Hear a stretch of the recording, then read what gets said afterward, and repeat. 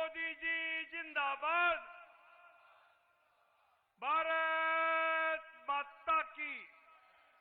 हमारे राष्ट्रीय नेता आदरणीय रक्षा मंत्री माननीय राजनाथ जी, माननीय गृह मंत्री आदरणीय अमित जी, आदरणीय नितिन गडकरी जी,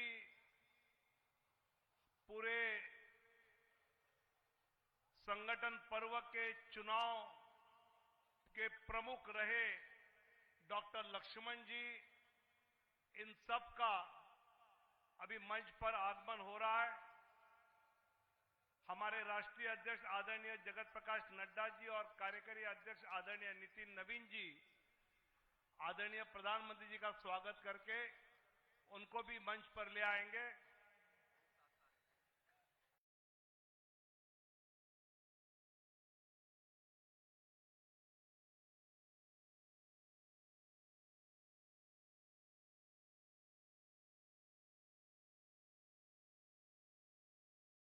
सभी हमारे मान्यवर नेता मंच पर आते ही अपने राष्ट्रीय अध्यक्ष के चुनाव प्रक्रिया का अंतिम चरण शुरू होगा।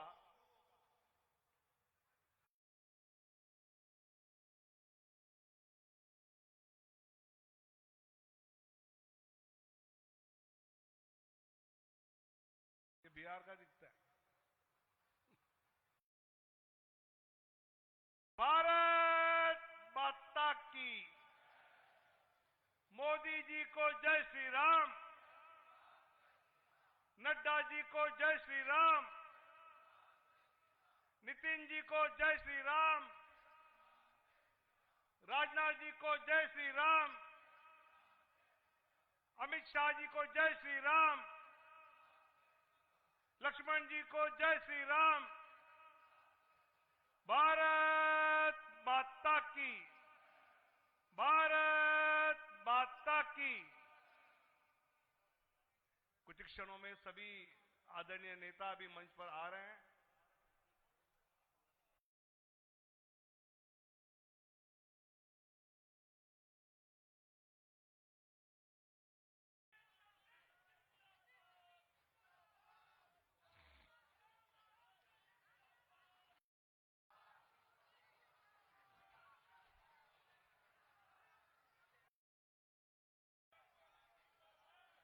सभी हमारे आदरणीय नेता, आदरणीय प्रधानमंत्री जी, आदरणीय अध्यक्ष जी, यहां नड्डा जी से अनुरोध करूंगा कि वो आदरणीय प्रधानमंत्री जी का पटका पहनाकर हम सब की ओर से और देश में जो चैनल पे लाइव देख रहे हैं उनकी ओर से आदरणीय प्रधानमंत्री जी का स्वागत करें।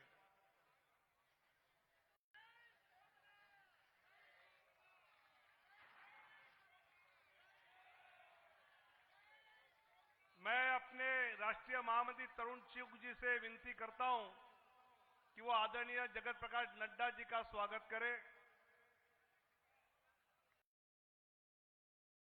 मैं हमारे राष्ट्रीय महामंत्री सुनील बंसल जी से अनुरोध करता हूं कि वो कार्यकारी अध्यक्ष आदरणीय नितिन नवीन जी का पटका पहनाकर स्वागत करें। दुष्यंत गौतम जी आदरणीय रक्षा मंत्री जी का स्वागत करें।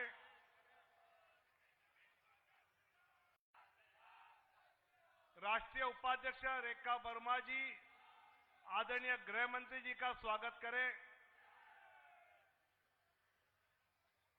राष्ट्रीय सह कोषाध्यक्ष नरेश बंसल जी आदरणीय गडकरी जी का स्वागत करें और आदरणीय संबित पात्रा जी आदरणीय डॉक्टर लक्ष्मण जी का स्वागत करें।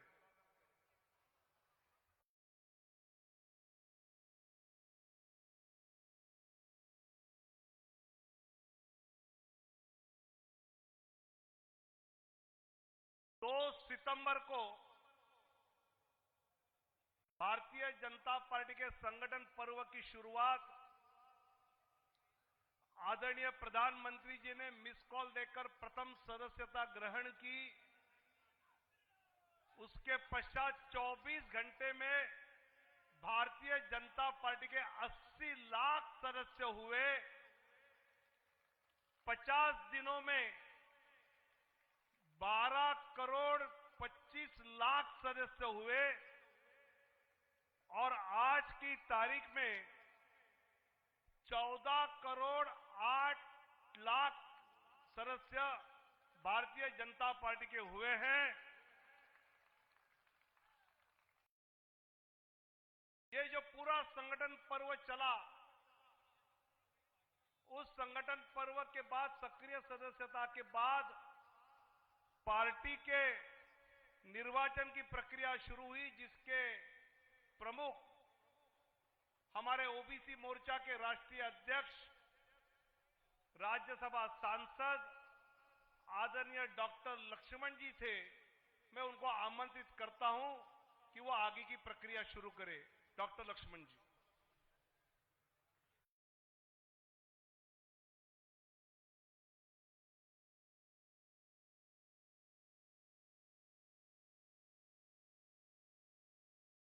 आदरणीय प्रधानमंत्री श्री नरेंद्र मोदी जी, आदरणीय राष्ट्रीय अध्यक्ष जेपी नड्डा जी, आदरणीय रक्षा मंत्री श्री राजनाथ सिंह जी, आदरणीय गृह मंत्री श्री अमित शाह जी, कार्यकारी अध्यक्ष आदरणीय श्री नितिन नवीन जी, आदरणीय केंद्र मंत्री नितिन गडकरी जी, अन्य महानुभावों, भाइयों और बहनों, आज का दिन हर्ष का अवसर है, क्योंकि संगठन पर्व के अंतर्गत पार्टी के संविधान के दिशा निर्देश के अनुसार पार्टी का नए राष्ट्रीय अध्यक्ष प्राप्त होने जा रहा है। संगठन पर्व के प्रथम चरण सदस्यता अभियान, जिसमें 14 करोड़ प्राथमिक सदस्य, माने विश्व भर में सबसे बड़ी राजनीतिक दल के नाते उभर के आए हुए हमारे उस पार्टी के हम सदस्य हैं, एवं 12 लाख सक्रिय सदस्य पंजीकृत किए गए। इसके उपरांत माननीय राष्ट्रीय अध्यक्ष श्री जेपी नड्डा जी ने मुझे डॉक्टर के लक्ष्मण के नाते राष्ट्रीय चुनाव अधिकारी के रूप में तथा श्रीमती रेखा वर्मा राष्ट्रीय उपाध्यक्ष और श्री नरेश बंसल जी सांसद राज्यसभा एवं राष्ट्रीय सह कोषाध्यक्ष, और हमारे संबित पात्रा जी संसद राष्ट्रीय प्रवक्ता एवं समन्वयक उत्तर पूर्व प्रदेश को संगठन के पर्व के द्वितीय चरण के अंतर्गत संगठनात्मक चुनाव की देखरेख हेतु राष्ट्रीय सह चुनाव अधिकारी नियुक्त किया। इस नियुक्ति को राष्ट्रीय कार्यकारी ने स्वीकृति प्राप्त किया। इसके उपरांत प्रदेश एवं जिला चुनाव अधिकारियों को नियुक्त की गई थी। राष्ट्रीय एवं प्रदेश अपील समितियों का गठन किया। राष्ट्रीय अपील समिति के संयोजक वरिष्ठ नेता हमारे श्री राधा मोहन सिंह संसद बिहार के। उसके उपरांत राष्ट्रीय स्तर पर आदरणीय बीएल संतोष जी के नेतृत्व में 3 कार्यशाला आयोजित की गई तथा प्रत्येक प्रदेश में 2 कार्यशाला आयोजित की गई। इसके उपरांत पिछले 1 वर्ष में लगभग 10 लाख के ऊपर जो पोलिंग बूथ स्तर पर हमारे भारतीय जनता पार्टी के पोलिंग बूथ अध्यक्ष लगभग 74% माने 7,87,109 बूथ अध्यक्ष चुने गए थे। और मंडल स्तर पर जो हमारे मंडल 17,000 के ऊपर जो संगठन के माध्यम से मंडल है, उसमें लगभग 93% माने 16,459 मंडल के अध्यक्ष चुने गए थे। उसके बाद जिला स्तर पर हमारे संगठनात्मक दृष्टि से 1,033 जो जिला है, उसमें से 94% आज हमारे 978 जिला अध्यक्ष चुने गए थे, विधिवत रूप से निर्वाचित किए गए थे। जिला अध्यक्ष के साथ साथ 5,070 प्रदेश परिषद सदस्यों भी निर्वाचन किया गया, जहां अपेक्षित संख्या का 80% है। 36 प्रदेशों में से हमारे संगठनात्मक दृष्टि से जो 36 प्रदेश है, उसमें से 30 प्रदेश अध्यक्ष के चुनाव सफलतापूर्वक हुए थे, माने 81%, तथा उनके साथ 746 राष्ट्रीय परिषद सदस्यों का भी निर्वाचन किया गया है। संसदीय दल द्वारा 35 सदस्यों की राष्ट्रीय परिषद सदस्यों के रूप में निर्वाचित किया गया। कुल मिलाकर निर्वाचक मंडल में 5,708 सदस्य शामिल थे, जिसकी सूची 16 जनवरी को दोपहर 12 बजे केंद्रीय कार्यालय में विधिवत प्रकाशित की गई। 16 जनवरी को राष्ट्रीय अध्यक्ष निर्वाचन के कार्यक्रम से संबंधित अधिसूचना भी जारी की गई।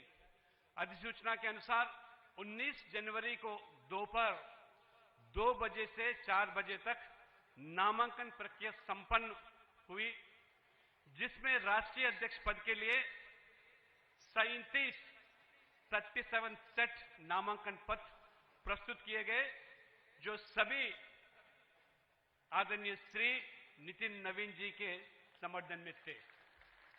नामांकन अवधि के पश्चात नामांकन पत्रों की जांच की गई और सभी नामांकन पत्र सही पाए गए थे। नामांकन वापसी की अवधि शाम 5 बजे से लेकर 6 बजे तक निर्धारित थी, जिसमें कोई भी नामांकन वापस नहीं लिया गया। यह संगठन पर सिर्फ बीजेपी के लिए एक प्रक्रिया नहीं है, यह लोकतंत्र का एक उत्सव है। अन्य राजनीतिक दल जहां परिवार केंद्रित राजनीतिक तक सीमित रहते हैं, वहीं बीजेपी एकमात्र ऐसा दल है जो अपने नेतृत्व का चुनाव पारदर्शी, समावेशी और पूरी तरह लोकतांत्रिक तरीके से बूथ स्तर से लेकर राष्ट्रीय स्तर तक करती है। अब तक चुने गए राष्ट्रीय अध्यक्ष की श्रृंखला पर नजर डाले तो स्पष्ट होता है कि बीजेपी में उच्च पद और बड़ी जिम्मेदारियां विरासत में नहीं मिलती हैं। यह इस सत्य का जीवित प्रमाण है कि समर्पण, जनसेवा, कठोर परिश्रम और देश की सेवा के माध्यम से ही यह सम्मान और नेतृत्व प्राप्त किया जा सकता है। मैं माननीय आदरणीय प्रधानमंत्री श्री नरेंद्र मोदी जी, माननीय राष्ट्रीय अध्यक्ष श्री जेपी नड्डा जी तथा राष्ट्रीय कार्यकारिणी का हार्दिक आभार व्यक्त करता हूं, जिन्होंने संगठनात्मक चुनाव के संचालन का दायित्व हमारी टोली को सौंपा। यह चुनाव हमारी संगठनात्मक कार्य पद्धति का मूल है और संगठन को युवा, वैचारिक रूप से प्रतिबद्ध तथा राजनीतिक रूप से गतिशील बनाए रखता है। राष्ट्रीय अपील समिति की अवधि आगामी 5 दिनों तक रहेगी। राष्ट्रीय चुनाव अधिकारी के दायित्व के अंतर्गत बूथ से लेकर प्रदेश अध्यक्ष तक की निर्धारित प्रक्रिया तथा कल संपन्न हुए नामांकन जांच एवं नामांकन वापसी की प्रक्रिया के पश्चात मैं डॉक्टर के लक्ष्मण के नाते भारतीय जनता पार्टी के नए राष्ट्रीय अध्यक्ष के रूप में श्री नितिन नवीन जी को नाम की घोषणा करता हूं। मैं उन्हें इस अवसर पर हार्दिक बधाई देता हूं तथा निर्वाचन प्रमाण पत्र प्रदान करता हूं। धन्यवाद। भारत माता की जय।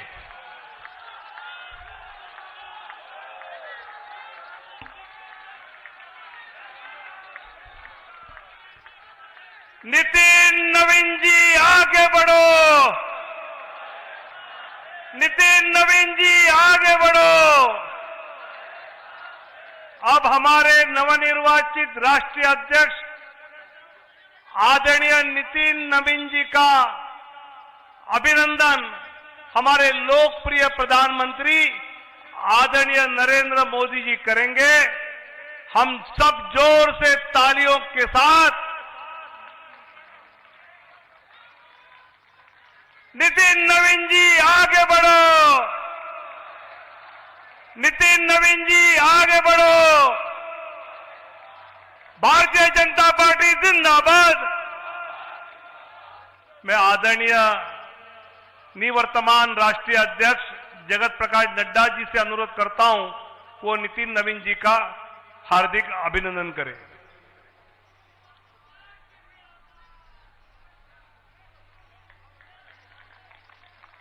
मैं आदरणीय रक्षा मंत्री माननीय राजनाथ जी से नम्र विनंती करता हूं कि वे नए अध्यक्ष जी का हार्दिक अभिनंदन करें।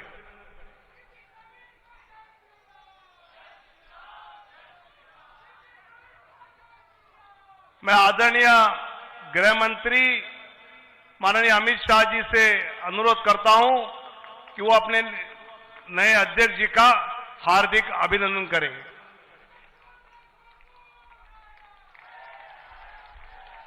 आदरणीय नितिन गडकरी जी से मैं नम्र विनंती करता हूं कि वो अपने नए अध्यक्ष जी का पुष्पमाला पहनाकर अभिनंदन करें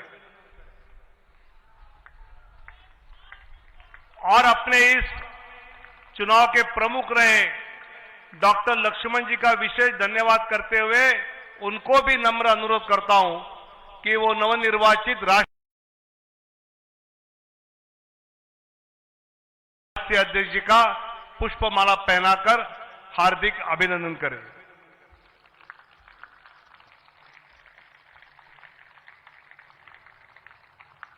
अपने निवर्तमान अध्यक्ष आदरणीय नड्डा जी का नाम सुनते ही अगर कोई शब्द ध्यान में आता है तो सेवा ही संगठन।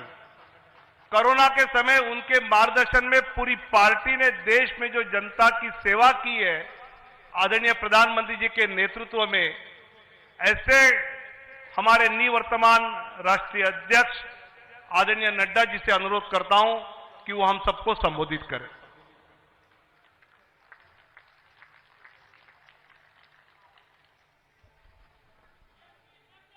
भारत के यशस्वी प्रधानमंत्री सम्माननीय श्री नरेंद्र मोदी जी,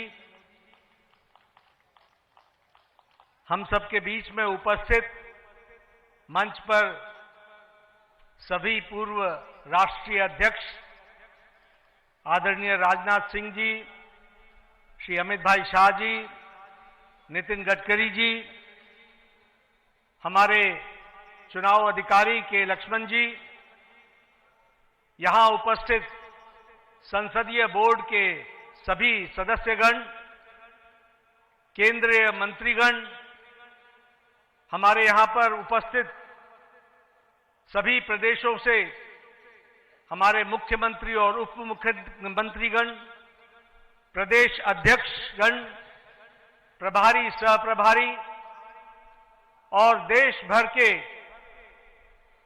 कोने कोने से आए हुए भारतीय जनता पार्टी के वरिष्ठ पदाधिकारी, कार्यकर्ता बंधु और मीडिया के माध्यम से जुड़े हुए हमारे करोड़ों कार्यकर्ता बंधु,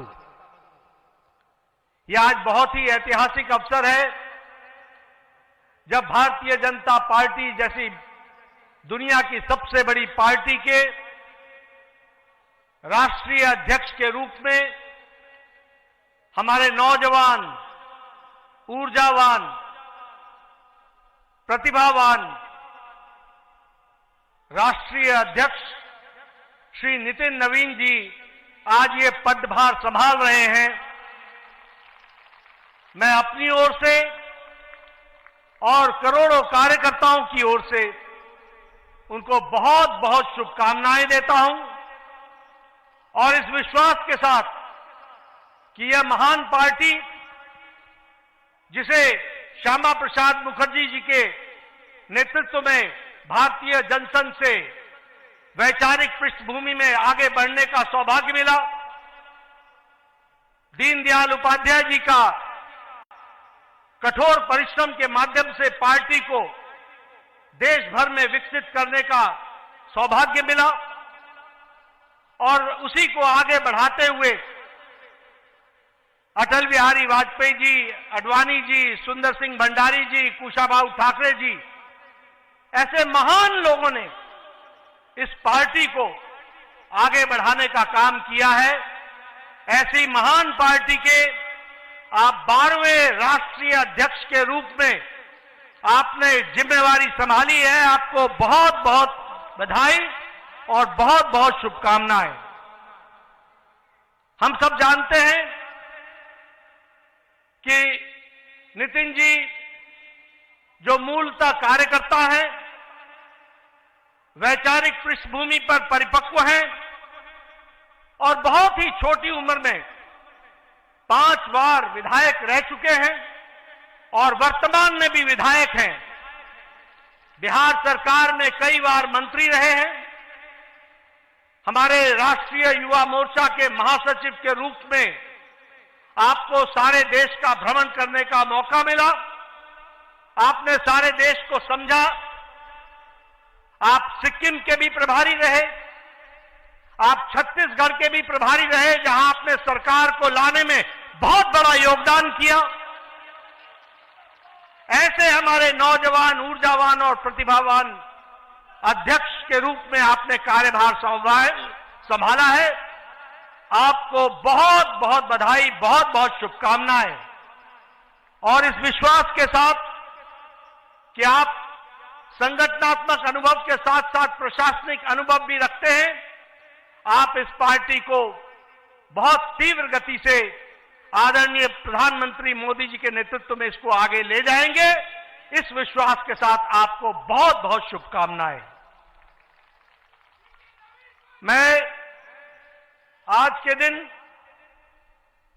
हमारे आदरणीय प्रधानमंत्री जी को, हमारे संसदीय बोर्ड के सभी सदस्यों को, हमारे करोड़ों कार्यकर्ताओं को, सभी प्रदेश अध्यक्षों को मैं अपनी ओर से बहुत बहुत धन्यवाद देता हूं।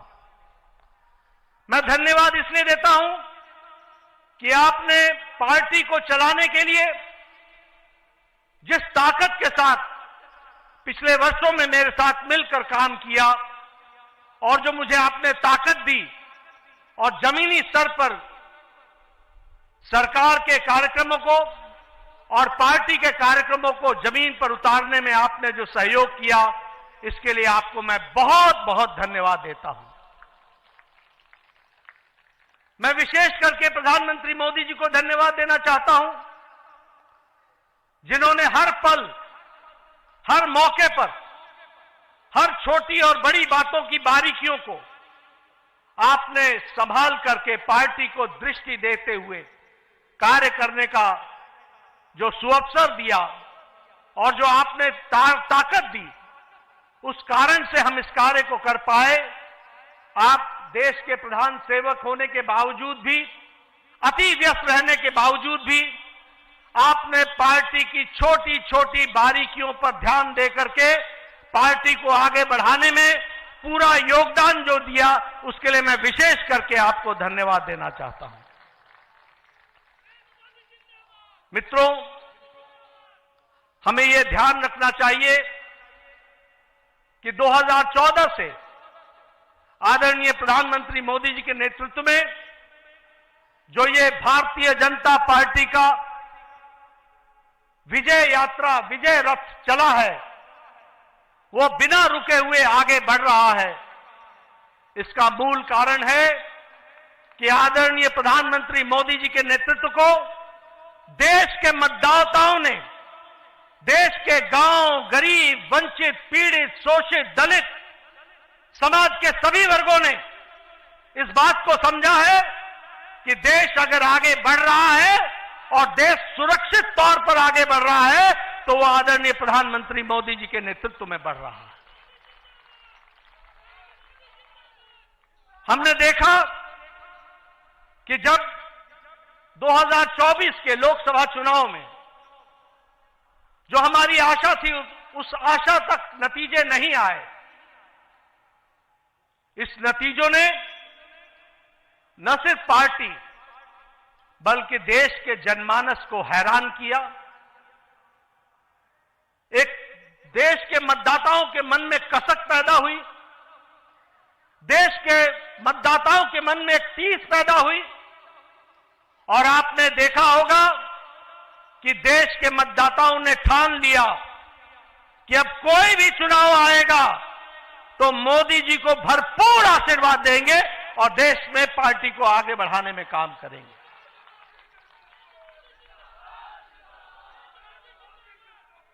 मुझे याद है 2024 के लोकसभा चुनाव के बाद विपक्ष के हौसले हरियाणा चुनाव में बुलंद थे। वो चुनाव के नतीजों के पहले ही मिठाइयां बांटने का इंतजाम कर रहे थे। उनको यह मालूम नहीं था कि देश की मतदाताओं ने और हरियाणा के मतदाताओं ने तय कर लिया है, जो कभी ओवर कॉन्फिडेंस के कारण थोड़ी मोड़ी छोटी मोटी त्रुटि रह गई थी, उसको बाकायदा सूद समेत वापस देंगे और वह हरियाणा के चुनाव में उन्होंने करके दिया है।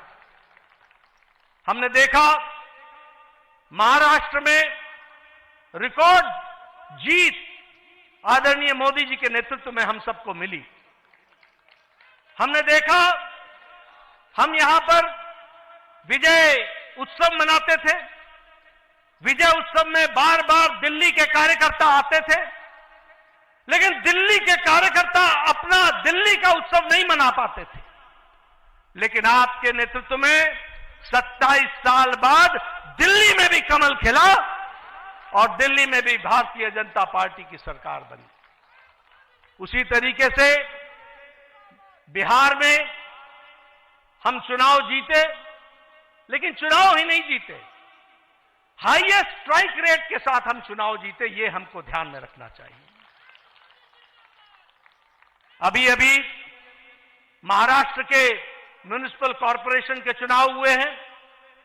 आपको जानकर खुशी होगी कि 29 में से 25 municipal corporation Bharatiya Janata party ने और एनडीए ने जीती है।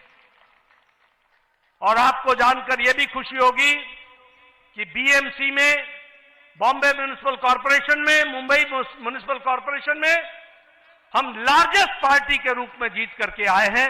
इस तरीके से हमने देखा है। गोवा के पंचायत के चुनाव हमने जीते। हमारे राजीव चंद्रशेखर जी यहां बैठे हैं। तिरुवनंतपुरम में पहली बार कमल खिला है, केरला में, इसको भी हमको ध्यान में रखना चाहिए। और आजादी के बाद जितने भी लोकसभा चुनाव हुए, पहली बार लोकसभा में केरल में भी हमने चुनाव जीता। यह भी हमारे ध्यान में होना चाहिए। इसलिए प्रधानमंत्री मोदी जी के नेतृत्व में 2014 के बाद जो विजय रथ चला है, वो पूरी ताकत के साथ देश के मतदाताओं के आशीर्वाद के माध्यम से चलता हुआ आगे बढ़ रहा है और अब वो नितिन नवीन जी के नेतृत्व में आगे बढ़ेगा, यह विश्वास हमें है। मैं यहां यह भी कहना चाहता हूं कि हमारी आज 20 राज्यों में सरकार है एनडीए की, 13 राज्यों में भारतीय जनता पार्टी की सरकार है। और अगर हम देखें तो गुजरात में हम 6 बार लगातार सरकार में विराजमान हैं। गुजरात में हम 4 बार से सरकार में हैं, हरियाणा में, गोवा में हम दूसरी बार, तीसरी बार सरकार बना रहे हैं। हम बिहार में, उत्तर प्रदेश में, महाराष्ट्र में, त्रिपुरा में, उत्तराखंड में, मणिपुर में, आसाम में हम दूसरी बार सरकार बना रहे हैं, बनाई हमने, यह हमको ध्यान में रखना चाहिए। इसलिए हम यह पूरे विश्वास के साथ कहना चाहते हैं कि आदरणीय प्रधानमंत्री मोदी जी के नेतृत्व में, नितिन नवीन जी की अध्यक्षता में भारतीय जनता पार्टी आने वाले समय में अब बंगाल में भी कमल खिलाएगी, बंगाल में भी कमल खिलाएगी। पुडुचेरी में और तमिलनाडु में हम सरकार बनाएंगे, असम में हम फिर से सरकार में आएंगे और केरल में भी हम अच्छे नतीजे देंगे। इस विश्वास के साथ हम आगे बढ़ रहे हैं। मैं आपके और प्रधानमंत्री जी के बीच में ज्यादा समय नहीं रहूंगा। आप सब लोग प्रधानमंत्री जी को सुनना चाहते हैं।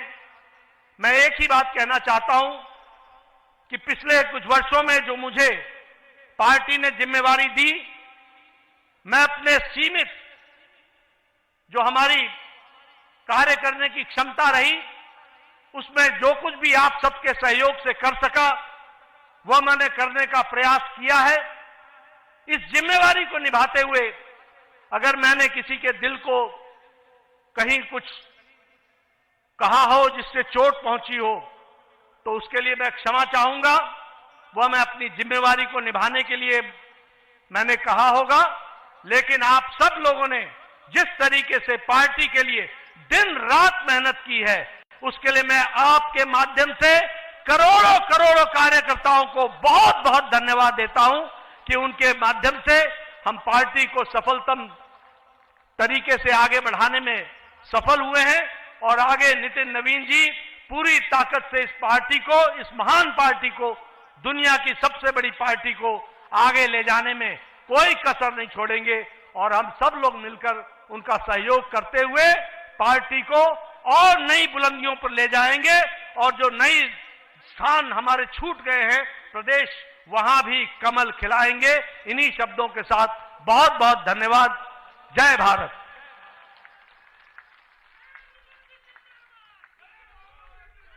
धन्यवाद नड्डा जी। भारत देश का नाम गौरव से विश्व में ऊंचे स्थान पर पहुंचाने वाले माननीय डॉक्टर श्यामा प्रसाद मुखर्जी का राष्ट्र प्रेम, आदरणीय दीनदयाल उपाध्याय जी का अंत्योदय और श्रद्धेय अटल बिहारी वाजपेयी जी जिनकी जन्म शताब्दी मना रहे हैं, उनका सुशासन की परंपरा को गौरव से आगे बढ़ाने वाले देश के लोकप्रिय प्रधानमंत्री आदरणीय नरेंद्र मोदी जी को मैं अनुरोध करता हूं कि हम सबको मार्गदर्शन करें। आदरणीय प्रधानमंत्री जी।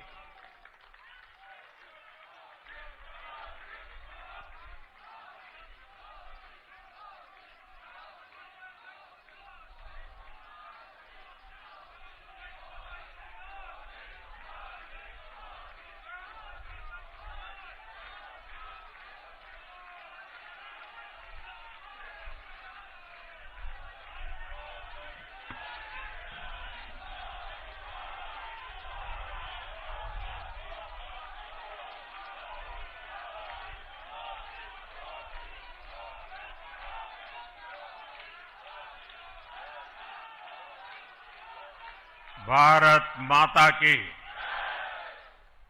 भारत माता की, भारत माता की। भारतीय जनता पार्टी के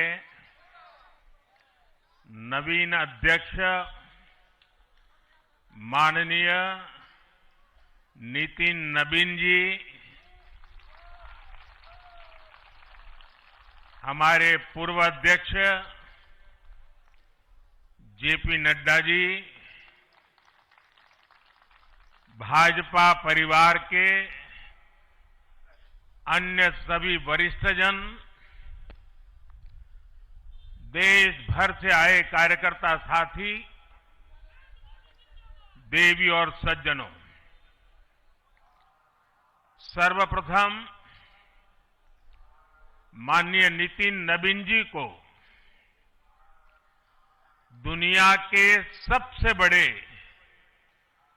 राजनीतिक दल का अध्यक्ष चुने जाने पर बहुत बहुत बधाई देता हूं, बहुत बहुत शुभकामनाएं देता हूं। बीते कई महीनों से संगठन पर्व यानी कि पार्टी का छोटी सी इकाई से लेकर के राष्ट्रीय अध्यक्ष चुनने की एक व्यापक प्रक्रिया 100% लोकतंत्र तरीके से भारतीय जनता पार्टी के संविधान के स्पिरिट को और उसमें बताई गई हर बात को ध्यान में रख करके लगातार चल रही थी। आज उसका विधि पूर्वक समापन हुआ है। संगठन पर्व का ये विशाल आयोजन भारतीय जनता पार्टी की लोकतांत्रिक आस्था, संगठनात्मक अनुशासन और कार्यकर्ता केंद्रित सोच का प्रतीक है। मैं देश भर के कार्यकर्ताओं का इस प्रक्रिया को सफल बनाने के लिए बहुत बहुत अभिनंदन करता हूं। साथियों, बीते 1-1.5 वर्षों में डॉक्टर श्यामा प्रसाद मुखर्जी की 125वीं जयंती का पर्व,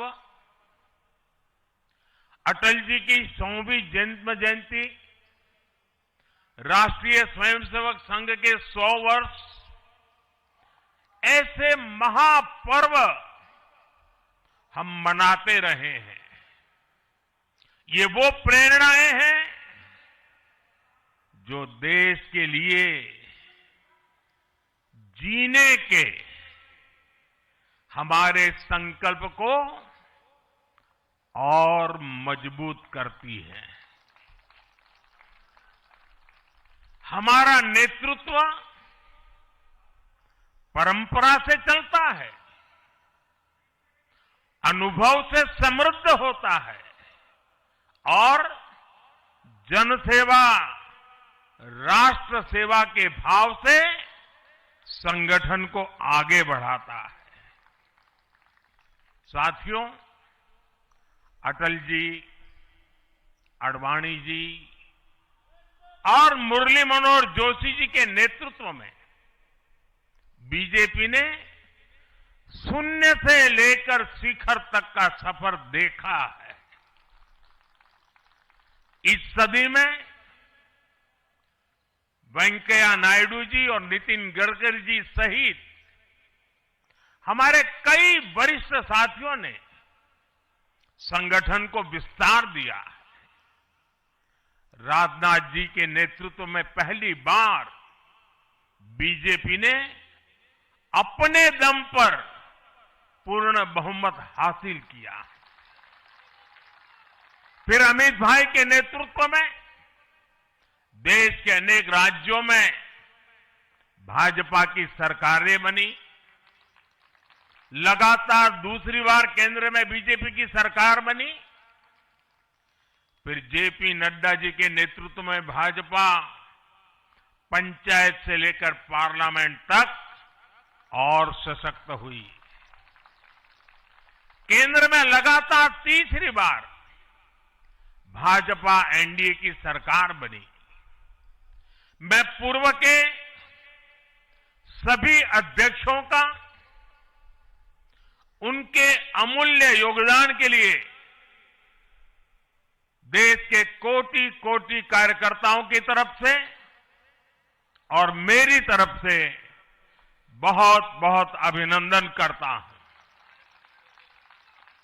साथियों, आप जानते हैं आज भाजपा का जितना फोकस संगठन के विस्तार पर है, उतनी ही बड़ी प्राथमिकता कार्यकर्ता के निर्माण की भी है। भाजपा एक ऐसी पार्टी है जहां लोगों को लगता होगा कि नरेंद्र मोदी देश के प्रधानमंत्री है, तीसरी बार प्रधानमंत्री बने, 50 साल की छोटी आयु में मुख्यमंत्री बन गए, 25 साल से लगातार हेड ऑफ द गवर्नमेंट रहे हैं। ये सब अपनी जगह पे हैं, लेकिन इन सबसे भी बड़ी चीज मेरे जीवन में है, मैं भारतीय जनता पार्टी का कार्यकर्ता हूं। ये सबसे बड़ा गर्व है। और जब बात पार्टी के विषयों को आती है, तब माननीय नितिन नवीन जी, मैं एक कार्यकर्ता हूं, वे मेरे बॉस हैं।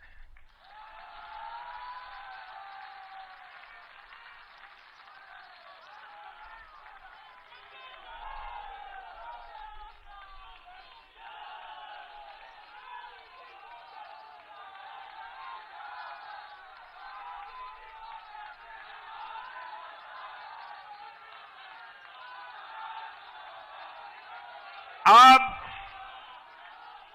माननीय नितिन नवीन जी हम सभी के अध्यक्ष हैं।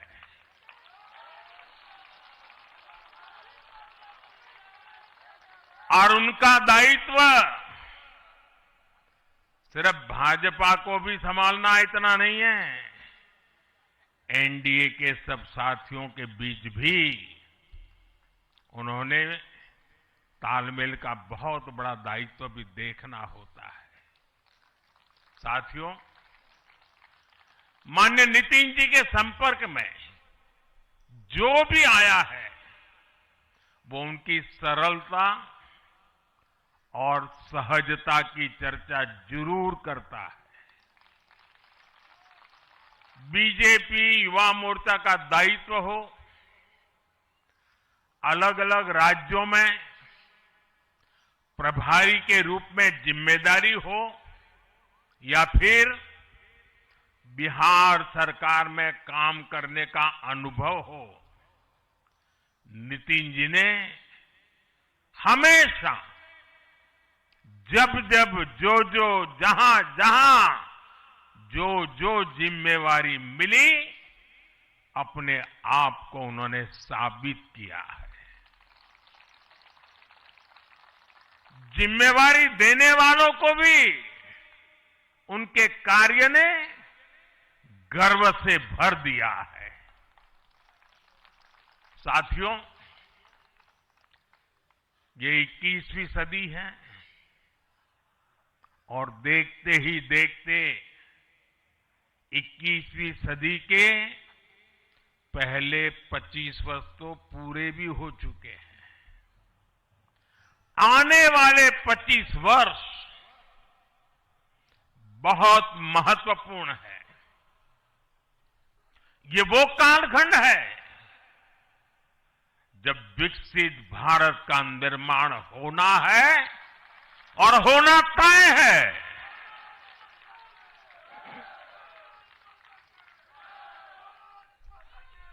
इस महत्वपूर्ण कालखंड की शुरुआत में हमारे माननीय नितिन नवीन जी बीजेपी की विरासत को आगे बढ़ाएंगे।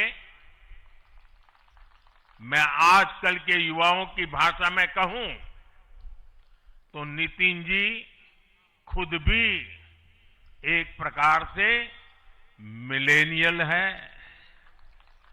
वो उस जनरेशन से हैं जिसने भारत में बड़े आर्थिक, सामाजिक और टेक्नोलॉजिकल परिवर्तन होते देखे हैं। वो उस जनरेशन से हैं जिसने बचपन में रेडियो से सूचनाएं पाई और आज एआई के भी एक्टिव यूजर है। नितिन जी के पास युवा ऊर्जा भी है और संगठन में कार्य का लंबा अनुभव भी है। ये हमारे दल के हर कार्यकर्ता के लिए बहुत उपयोगी होगा। साथियों, इस वर्ष जनसंघ की स्थापना को 75 वर्ष हो रहे हैं और मैं आज इन 75 वर्ष लगातार लक्षावधि कार्यकर्ताओं ने, अनेक परिवारों ने, अनेक पीढ़ियों ने जो त्याग, तपस्या और बलिदान दिए हैं, मैं उनको आदरपूर्वक नमन करता हूं। जनसंघ रूपी वटवृक्ष से ही भाजपा का जन्म हुआ और भाजपा दुनिया के सबसे बड़ा राजनीतिक दल बन चुकी है। और ये सिर्फ भाजपा के कार्यकर्ताओं के लिए गौरव का विषय है इतना नहीं है। देश के राजनीतिक समीक्षकों को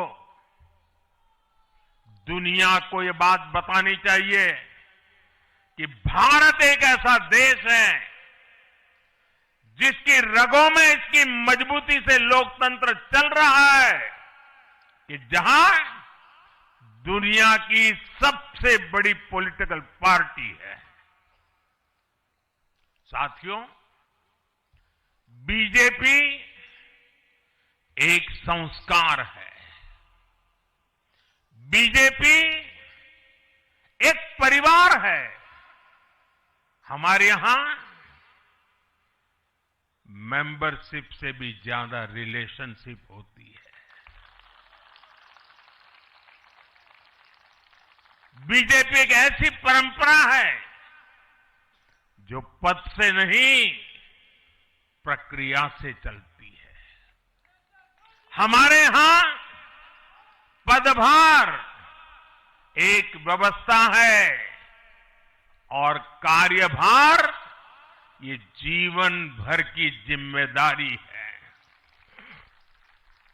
हमारे यहां अध्यक्ष बदलते हैं लेकिन आदर्श नहीं बदलते। नेतृत्व बदलता है लेकिन दिशा नहीं बदलती। साथियों, भाजपा का स्वरूप नेशनल है। भाजपा का स्पिरिट नेशनल है, क्योंकि हमारा जुड़ाव लोकल है। हमारी जड़ें जमीन के नीचे गहरी है। इसलिए भाजपा रीजनल एस्पिरेशन को प्लेटफॉर्म देती है,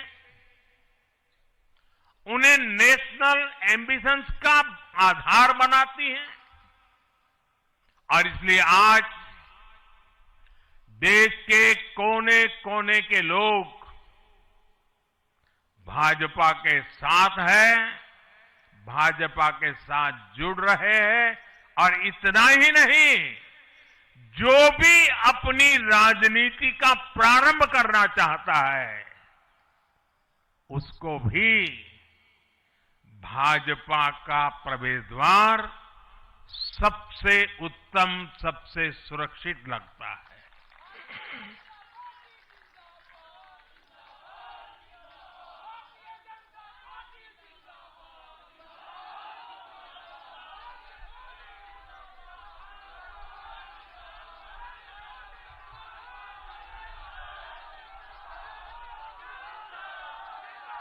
साथियों,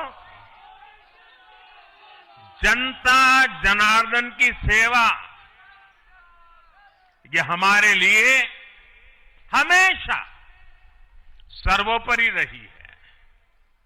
हमने सत्ता को सुख का नहीं बल्कि सेवा का माध्यम बनाया है।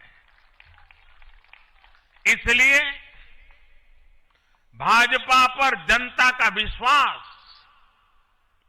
निरंतर मजबूत होता गया है।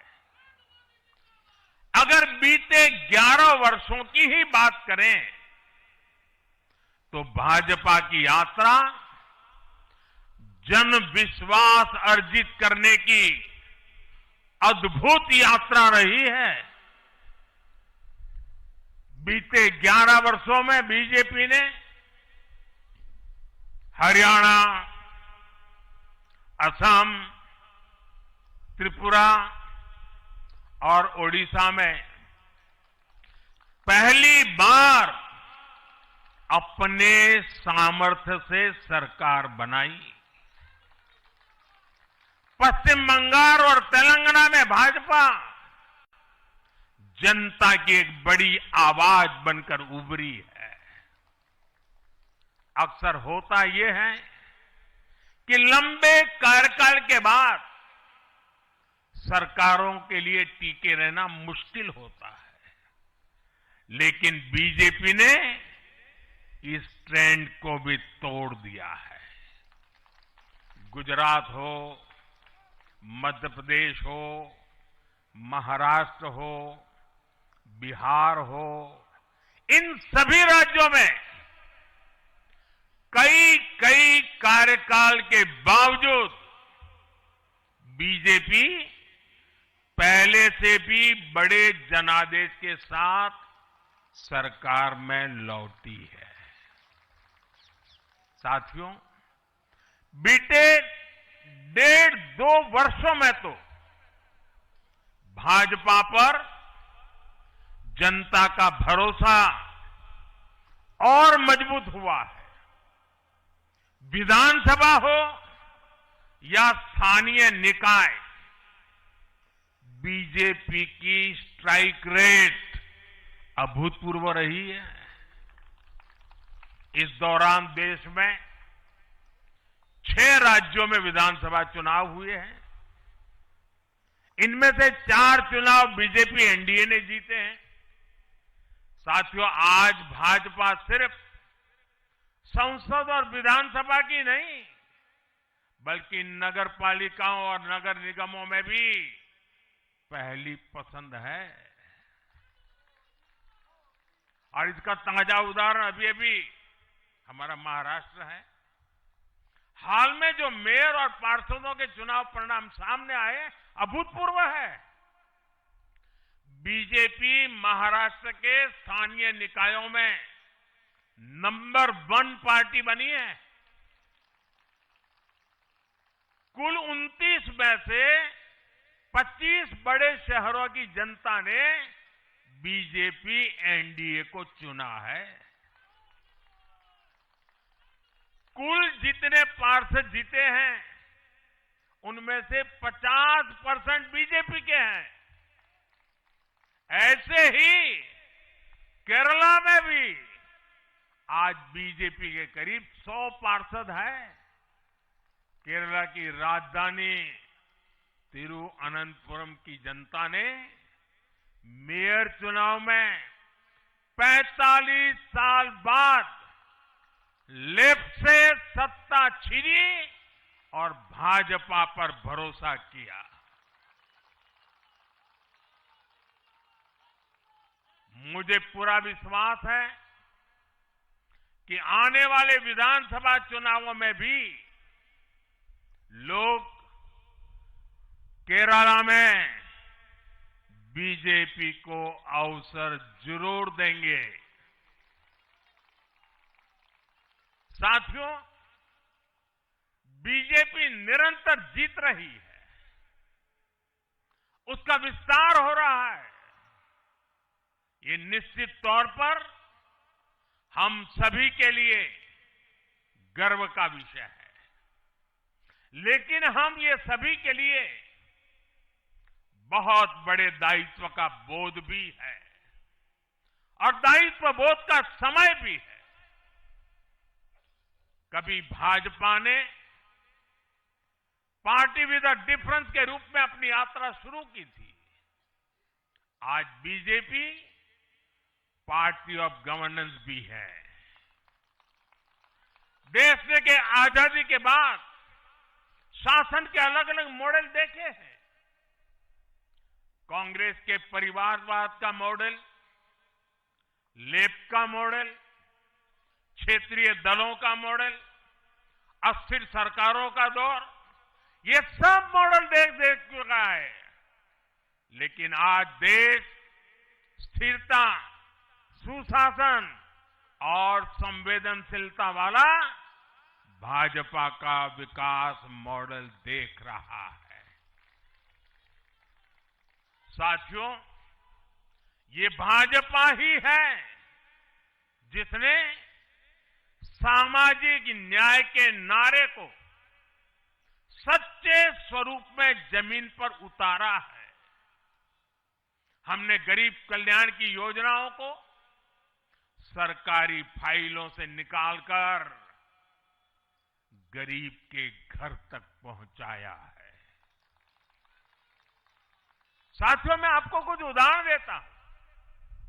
आजादी के 70 वर्ष बाद सिर्फ 3 करोड़ ग्रामीण परिवारों तक ही पाइप से पानी पहुंच पाया था। माताओं बहनों की पीड़ा, पानी के लिए उनके संघर्ष की सूद लेने वाला कोई नहीं था। और मुझे याद है, मैं जब गुजरात में राजनीतिक क्षेत्र में नहीं आया था, सामाजिक जीवन में काम करता था, तो हमारे यहाँ एक धंधुका करके स्थान है, वहां मैं जाता था तो वो मुझे वहां के लोग कहते थे कि आप यहां रात को मत रुकिए और जब भी आपका दौरा हो तो सुबह 10 बजे के बाद आइए। नॉर्मली मेरा नेचर रहता था कि हर नए स्थान पर जाकर के रात को रुकूं, कार्यकर्ताओं से मिलूं, लेकिन धंधुका वाले मना करते थे। क्यों? वो कहते पानी नहीं है, सुबह हम आपको स्नान करने के लिए पानी नहीं दे पाएंगे।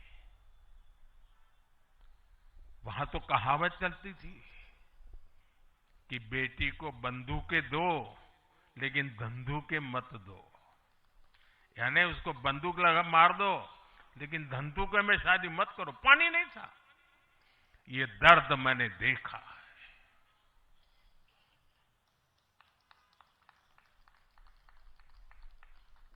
मैं धरती की सच्चाई से जुड़ा था। माताओं बहनों की पीड़ा अपनी आंखों के सामने देखी थी और तब हम जल जीवन मिशन लेकर आए और सिर्फ 5-6 साल में 12 करोड़ से ज्यादा परिवारों को नल से जल की सुविधा से जोड़ा।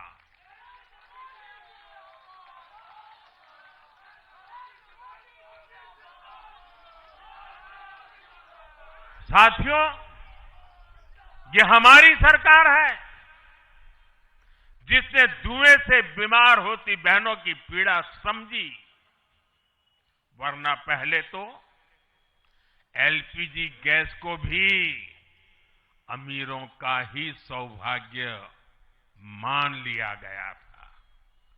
भाजपा ने पूरी संवेदनशीलता के साथ हर घर को एलपीजी गैस कनेक्शन से जोड़ने का अभियान चलाया। वर्ष 2014 तक जहां सिर्फ 14 करोड़ एलपीजी कनेक्शन थे, आज देश में 33 करोड़ से अधिक गैस कनेक्शन है। ऐसे ही गांव की बहनों को लखपति दीदी बनाने का अभियान है। ये भी इसलिए संभव हो पाया क्योंकि भाजपा बहनों बेटियों के सपनों के प्रति संवेदनशील है। साथियों, एक जमाना था हम भी सुनते थे कि फलाना परिवार वो तो लखपति परिवार है, ढीकना परिवार लखपति परिवार है, यानी लखपति होना बहुत बड़ी बात मानी जाती थी।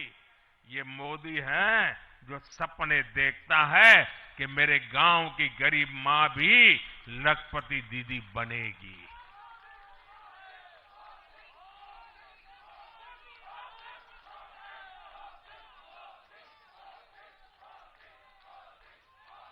साथियों, दशकों तक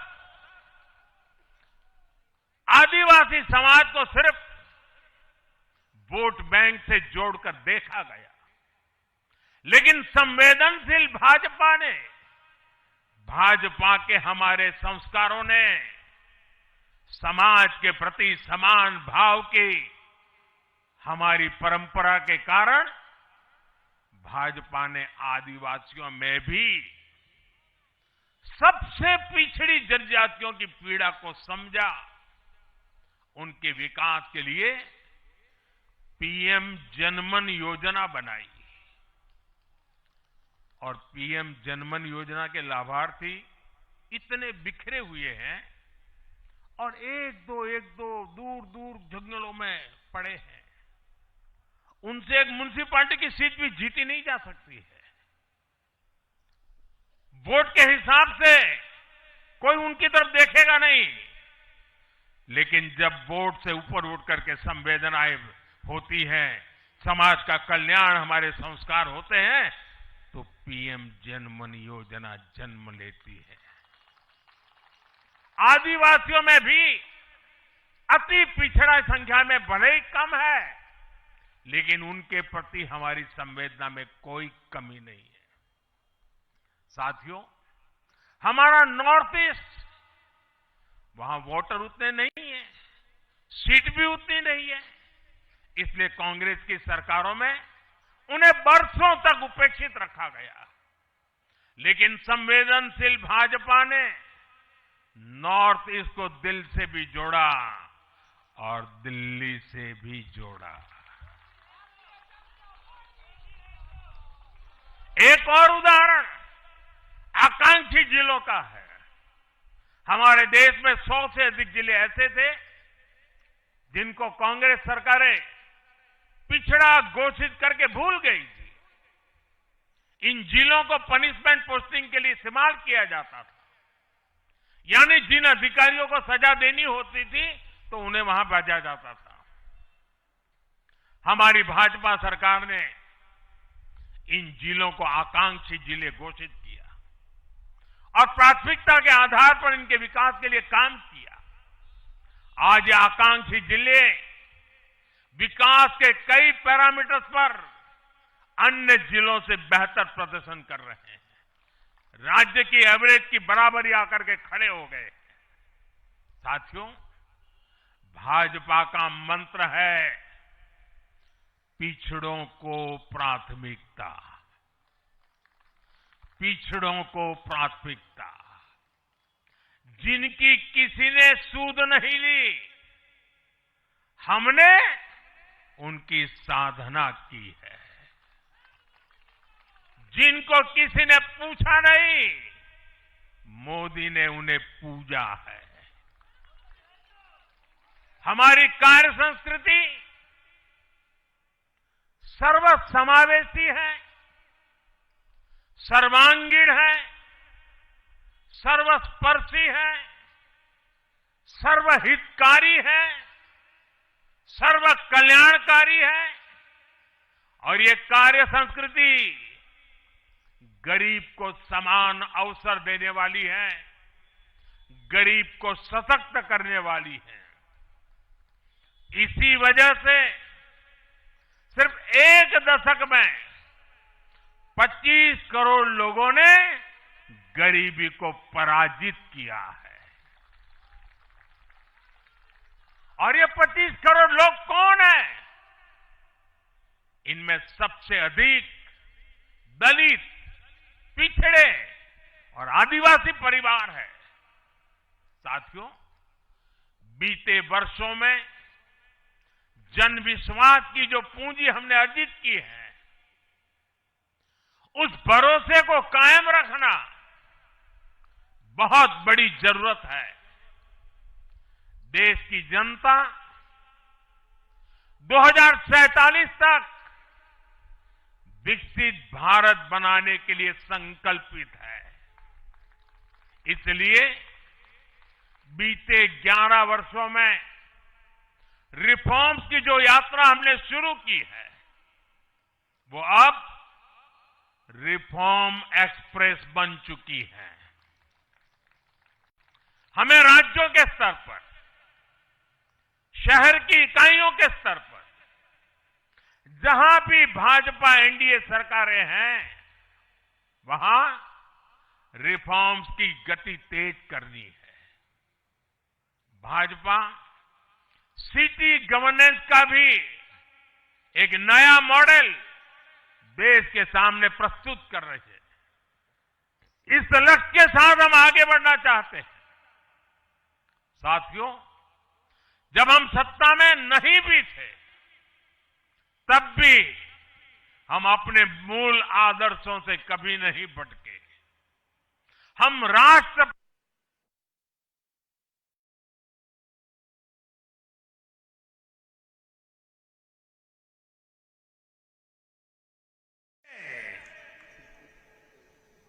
संकटों को झेलते रहे, जज्बात बढ़ाते रहे और जीतते भी रहे।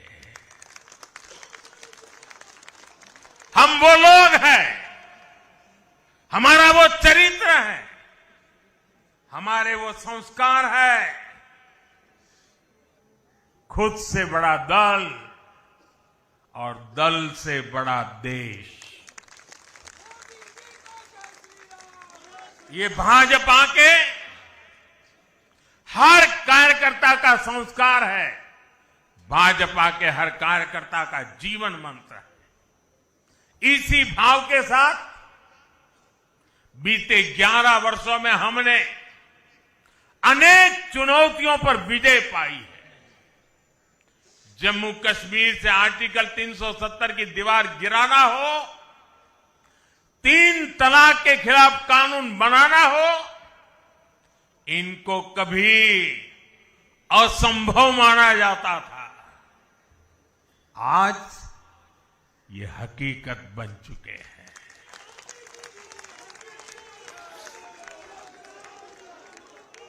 आज देश में माओवादी आतंक भी अपनी अंतिम सांसें गिन रहा है। साथियों, आगे भी हमें हर चुनौती का पूरे सामर्थ्य से सामना करना है। आज देश के सामने एक बहुत बड़ी चुनौती घुसपैठियों की है, आबादी के असंतुलन की है। दुनिया के धनवान देश, समर्थ देश, वे भी अपने देश में जो घुसपैठिए हैं, उनकी जांच पड़ताल कर रहे हैं और उनको पकड़ पकड़ करके निकाल रहे हैं।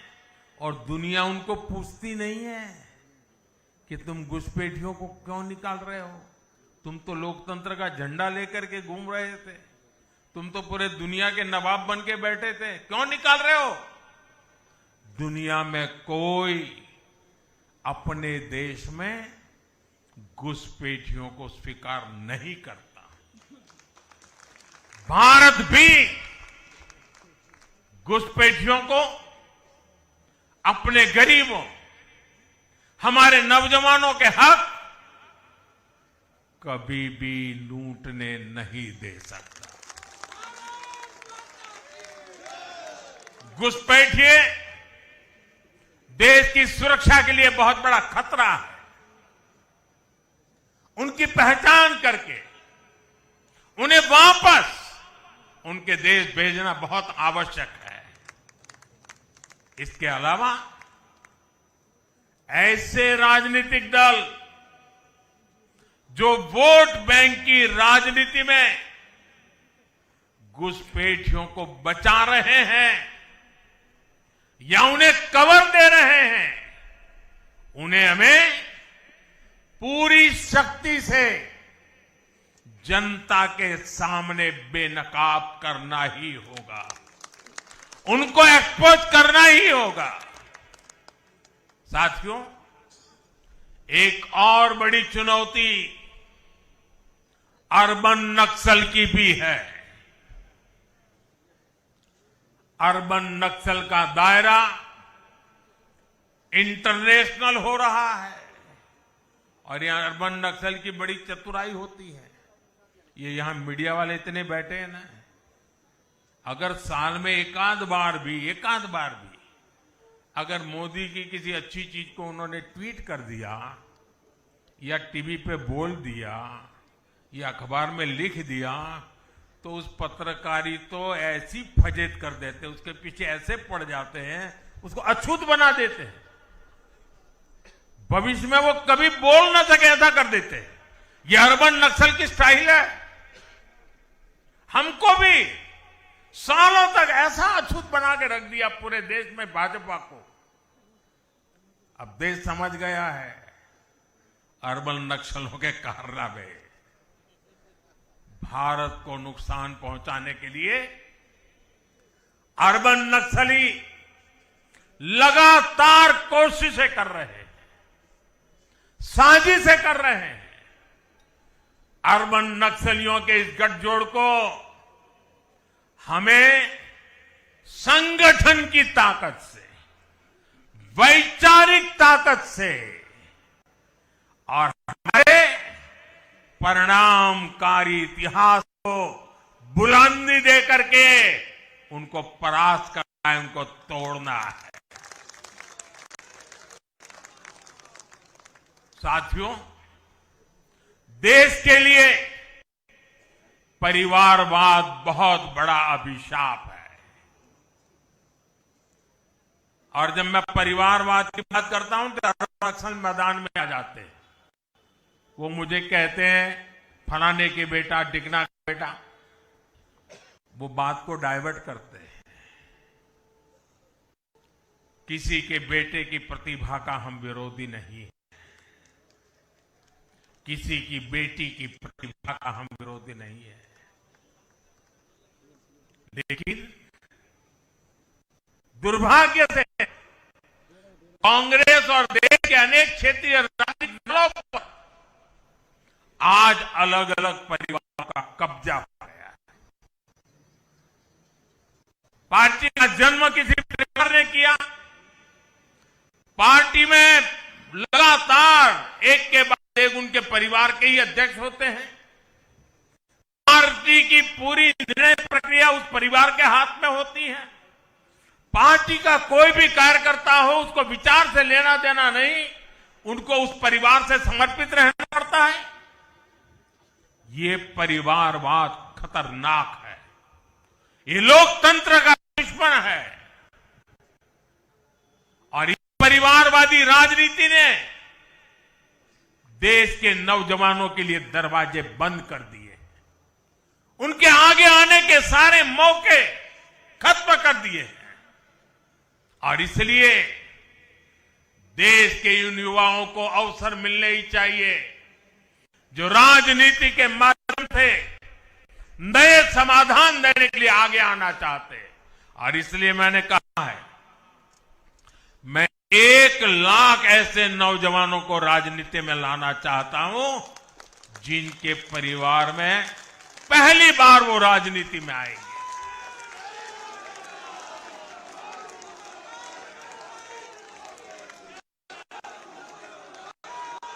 साथियों, अपने इन प्रयासों के बीच हमें हर उस बुराई से दूर रहना है और ये बात मैं जरा गंभीरता से बताना चाहता हूं। जनता हमें आशीर्वाद दे रही है, निरंतर आशीर्वाद दे रही है। हम जो कुछ भी है जनता जनार्दन के आशीर्वाद के कारण, जो कुछ भी है मेहनत कश समर्पित कार्यकर्ताओं के परिश्रम के कारण है। और इसलिए जब इतने बढ़ रहे हैं, इतना सम्मान मिल रहा है, इतनी स्वीकृति मिल रही है, तब हमारा दायित्व अनेक गुना बढ़ जाता है। और पल पल हमें सोचना चाहिए वो कौन से कारण हैं जिसने कांग्रेस पार्टी को बर्बाद कर दिया। वो कौन सी बुराइयां कांग्रेस में घुस गई जो आज कांग्रेस को तबाही के कगार पर लाकर के खड़ा कर दिया। हमें उन सारी बुराइयों से बचना है। ये बुराइयां किसी भी सूरत में हमारे भीतर नहीं आनी चाहिए। हमें इससे बच के रहना है। और जहां जहां हम बच के रहते हैं, हमें कोई मुकाबला नहीं कर पाता है। साथियों, आज देश को याद भी नहीं होगा कि 1984 में 1984 में कांग्रेस को 400 से अधिक सीटें मिली थी, नेहरू जी के जमाने से भी ज्यादा। और देश ने करीब करीब 50% वोट दिया था कांग्रेस को। लेकिन आज कांग्रेस 100 सीटों के लिए तरस गई है। कांग्रेस अपने इस घनघोर पतन की कभी समीक्षा नहीं करती, क्योंकि अगर समीक्षा करेंगे, ये पतन के कारणों की ओर जाएंगे, तो फिर उसी परिवार पर सवाल उठेंगे। जिस परिवार ने कांग्रेस पर कब्जा करके रखा है और इसलिए बहाने ढूंढते रहते हैं। पतन की तरफ सही कारण ढूंढने की हिम्मत तक खो चुके हैं वो लोग। साथियों, दूसरी तरफ भाजपा है। हम हार और जीत के बाद समीक्षा करते हैं। मैं आपको फिर महाराष्ट्र चुनाव का नतीजों का उदाहरण दूंगा। महाराष्ट्र में हम निकाय चुनाव जीतने के बाद जश्न में डूबे नहीं, बल्कि मैं तो अभी पढ़ रहा था कि उसी दिन से हमारे महाराष्ट्र के कार्यकर्ता आने वाले पंचायत के चुनावों की तैयारियों के लिए बैठक शुरू कर दी थी। मुझे याद है 2002 में हमने भव्य विजय प्राप्त किया गुजरात में। चारों तरफ आनंद उत्सव का माहौल था। देश भरिया का मीडिया भी वहां मौजूद था। अर्बन नक्सल तो बड़ी संख्या में आए थे। वो बेचारे मेरे पराजय का जश्न मनाना चाहते थे, तो वो ढूंढ रहे थे सारी चीजें। और मैं एक मीटिंग में बैठा था, तो उनको बड़ा आश्चर्य हुआ कि इतना जलसा चल रहा है और ये कैसा मुख्यमंत्री है जो आज चुनाव नतीजे आए हैं और बैठा है। और मैं क्या कर रहा था, मैं कार्यालय में मीटिंग ले रहा था और मैंने पूछा, अच्छा बताओ भाई इतनी हार क्यों गए? ये भाजपा है जो जीत का जश्न मनाते समय भी अपनी कमियों की लगातार समीक्षा करता है और कमियों से उभरने के लिए हर समय का उपयोग करता है। लोकतंत्र में इसी स्वस्थ परंपरा को, इसी डेडिकेशन को हम सब कार्यकर्ताओं की जिम्मेवारी है, हमें आगे बढ़ाना है। हमें ध्यान रखना है कि जो कांग्रेस की बुराइयों से बचेगा वही देश में आगे बढ़ेगा। साथियों, आज भाजपा परिवार को अपना नया मुखिया मिला है। कांग्रेस की बुराइयों से बचेगा वही देश में आगे बढ़ेगा।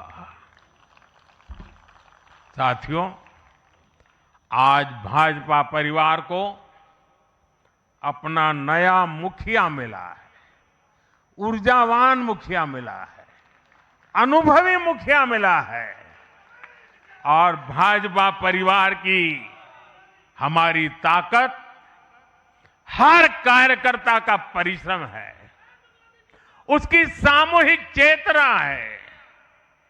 बूथ पर जो हमारा कार्यकर्ता पूरे साल भर जुटा रहता है, वो ही हमारी सच्ची ताकत है।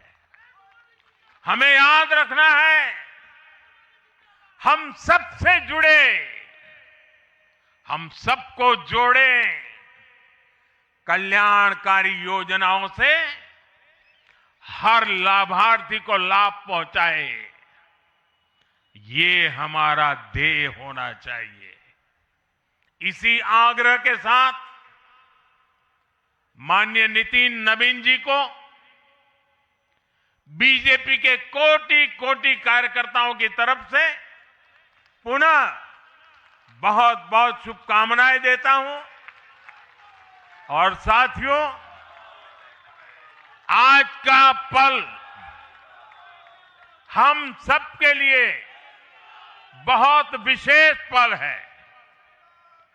हमारे राष्ट्रीय अध्यक्ष जी अब हमारा मार्गदर्शन करने वाले हैं। उनका एक एक शब्द हमारे लिए आगे की दिशा होगी। हमारे आगे के कार्य रचना के लिए उनका मार्गदर्शन हमारी अमूल्य पूंजी होगी। मैं भी एक कार्यकर्ता के तौर पर मैं पहले नए अध्यक्ष जी को मेरे काम का हिसाब दे रहा था। मैंने हिसाब दिया, अब वो मेरा सीआर लिखेंगे। लेकिन अब मेरे आगे के काम के लिए मैं उनके मार्गदर्शन की प्रतीक्षा कर रहा हूं। मैं उनको सुनने के लिए बहुत ही उत्सुक हूं, आतुर हूं। फिर एक बार बहुत बहुत धन्यवाद।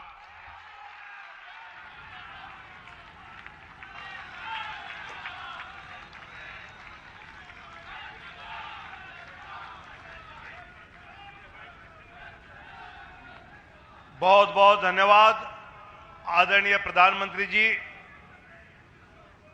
हमारे नवनिर्वाचित राष्ट्रीय अध्यक्ष जी का राजनीतिक सफर तब शुरू हुआ जब वो बिरला इंस्टीट्यूट ऑफ टेक्नोलॉजी के तीसरे वर्ष में पढ़ाई कर रहे थे और कुछ परिस्थितिजन्य कारणों से पढ़ाई छोड़नी पड़ी और इंजीनियर बनने वाले नितिन जी को राजनीतिक सफर शुरू करनी पड़ी। ऐसे संगठन कुशल, राजनीतिक कुशाग्रता और एक सफल प्रशासक रहे, सरल स्वभाव के संवेदनशील युवा नेतृत्व, जैसे आदरणीय प्रधानमंत्री जी ने कहा कि पूरा देश उनको सुनना चाहता है। मैं नवनिर्वाचित अध्यक्ष आदरणीय नितिन नवीन जी को संबोधित करने के लिए आमंत्रित करता हूं। हम सबको वो मार्गदर्शन करें।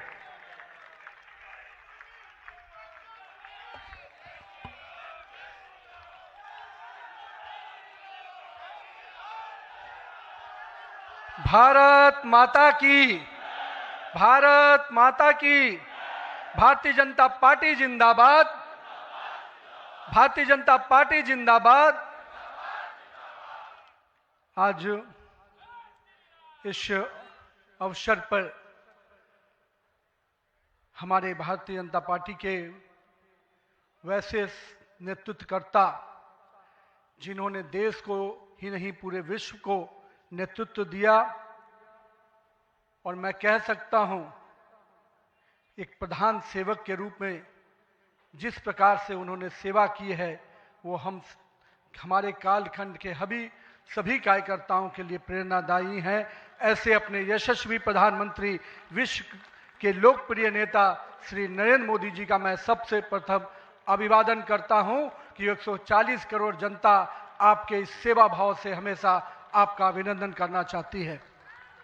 हमारे बीच में भारतीय जनता पार्टी के पूर्व के राष्ट्रीय अध्यक्ष, वर्तमान में भारत सरकार के रक्षा मंत्री आदरणीय श्री राजनाथ सिंह जी, भारतीय जनता पार्टी के पूर्व के अध्यक्ष और हमारे गृह मंत्री आदरणीय श्री अमित शाह जी, और मैं जिस शख्सियत को सबसे पहले आज के इस अवसर पर जरूर प्रणाम करना चाहता हूं और नमन करता हूं, अभिनंदन करता हूं अपने निवर्तमान अध्यक्ष और भारत सरकार के केंद्रीय स्वास्थ्य मंत्री आदरणीय जेपी नड्डा जी को, हमारे पूर्व राष्ट्रीय अध्यक्ष और देश में सड़क परिवहन और राज्य मार्ग मंत्री के रूप में अपना अलग छवि बनाने वाले आदरणीय नितिन गडकरी जी, भारतीय जनता पार्टी के सभी संसदीय बोर्ड के सदस्यगण, राष्ट्रीय संगठन महामंत्री BL संतोष जी, और जिन्होंने इस पूरी चुनाव प्रक्रिया को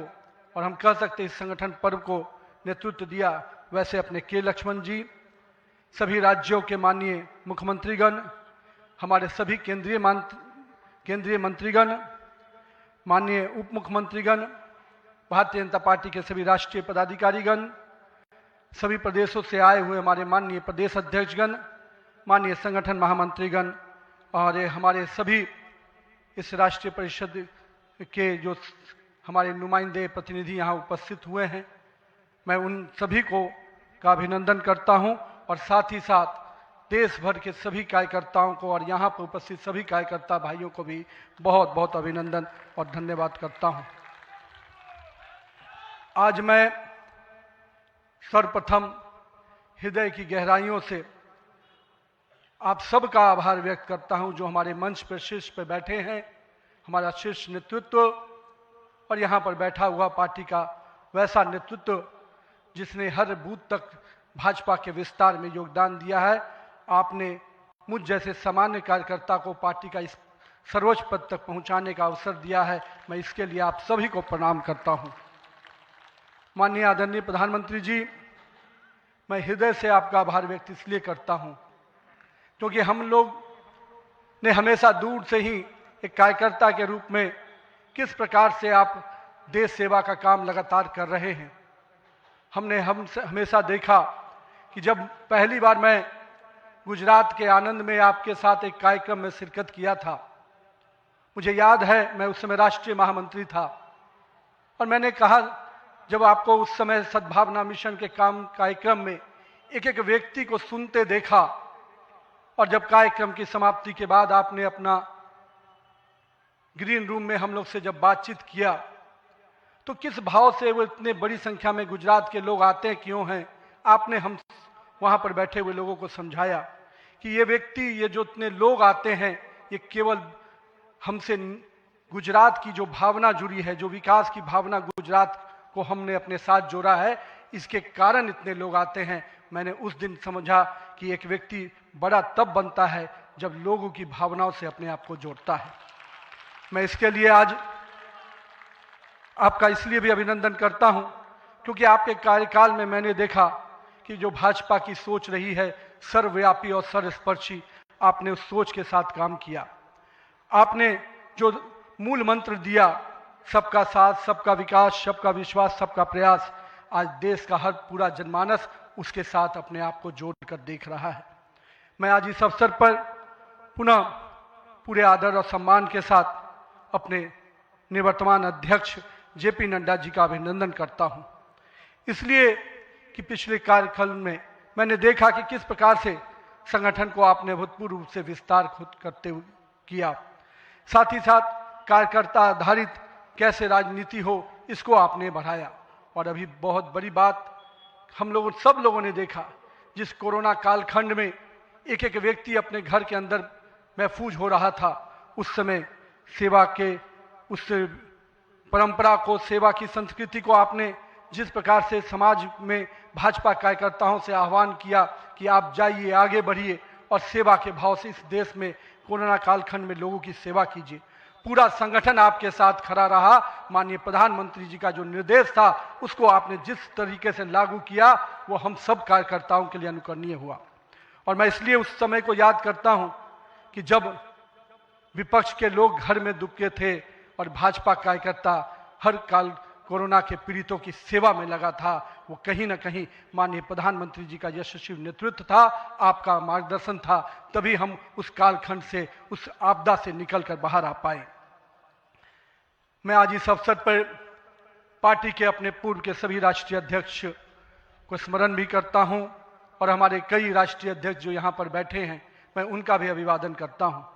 मैं देखा हूं 2006 में मैं पहली बार जब विधायक बना, उस कालखंड से लेकर किस प्रकार माननीय हमारे पूर्व के राष्ट्रीय अध्यक्ष राजनाथ सिंह जी ने पार्टी के कामों को हमेशा हर कार्यकर्ता से जोड़ने का प्रयास किया।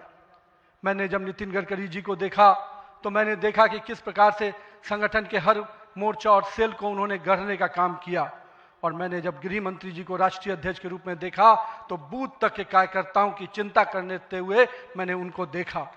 मैंने उनको इस रूप में देखा कि किस प्रकार से आज पार्टी का जिस स्थान पे हम लोग आज खड़े हैं, कार्यालय कार्यकर्ता के लिए मैं कह सकता हूं तीर्थ स्थान होता है, और जहां से कार्यकर्ता अपनी ताकत पाता है, उस कार्यालय को भी आपने किस प्रकार से पूरे देश में एक निर्माण करने की योजना बनाई।